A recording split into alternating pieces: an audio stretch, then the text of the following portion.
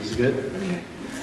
I'm sick. Again. I had 5 glorious days of health. They were good times, good times. So if I wander off or start facing that way, just somebody let me know.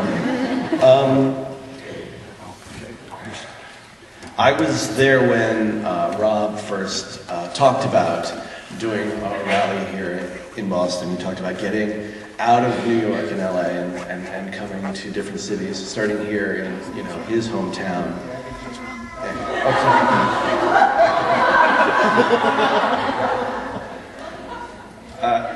When I created 2.5 Men,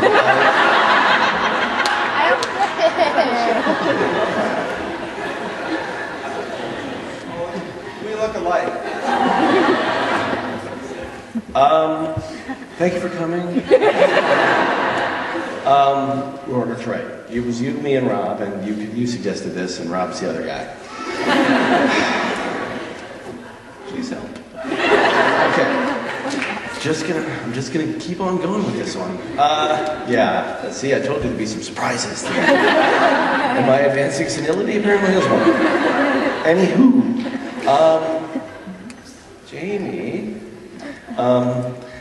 did actually come up with this idea, and I thought, from the very start that it was amazingly lazy. And he basically just wanted to have a rally he could walk to. But his laziness and his Robness aside, I thought it was wonderful because there is this conception, and it's being spun through the press that's owned by the, let me think now, oh yes, media moguls, that writers are completely out of touch with reality, that we're not like everybody else, that we're not workers, that we're not people, that this isn't a union issue, and that what we do doesn't really matter because we're all sort of out in the ether, and and we wear our art glasses and our fancy scarves. And one of the things about coming out here is, has been, and going to other cities is about sending a strong message that, yeah, we are actually people, we have families, we pay rent or mortgages, we need health care and pensions and all those things that people hope to have. And, there's also been a lot of talk about our negotiators being, out of touch and a lust for, Patrick Verone has a lust for power. He's a writer. He has a lust for power. He blew it a long time ago. But, I just wanted to clarify a few things, First of all, be able to come here and talk to you guys personally, let you see that, we are actual people. Talk a little bit about what's going on in negotiating. There's basically 2 major platforms that, we've been looking at. They're very simple. The first is new media, whatever the new media is, if it's, the internet or phones or elevators or wherever it is, that people who create it get a piece of it, that they're able to make a sustainable living. That's number 1. And number 2, that dragons should be real. Yeah! Yeah! Like Godzilla. Because we're just normal people. We think that everybody has the right, to have, a basic wage, to be paid for something they create, and to ride their own awesome...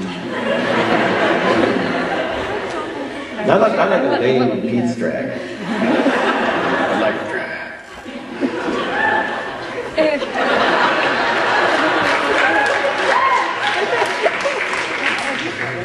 I guess that brings me to my second point. But first of all, let me say that, again, we're reasonable people. The studios said they would need 3 years to study dragon building technology. And we know they have the resources, but, we took that off the table. We said, okay, we'll go with basic human rights instead. Okay, we'll do that. But, the other thing maybe later. it's the other thing that I'm really here to convey, not just to you guys, but to the whole world, to all the other writers, and particularly to the studios. Writers are completely out of touch with reality. Writers are a crazy person. We create conflict for a living. We do this all the time, sometimes on a weekly basis. We create horrible, incredible circumstances and then figure a way out of them. That's what we do. And, you know, the AMPTP really expected us to sort of fall apart, to get bored, to not care, to start fighting with each other or calling each other names like Rob. That was never going away. And the fact of the matter is, they didn't count on just how crazy we can be.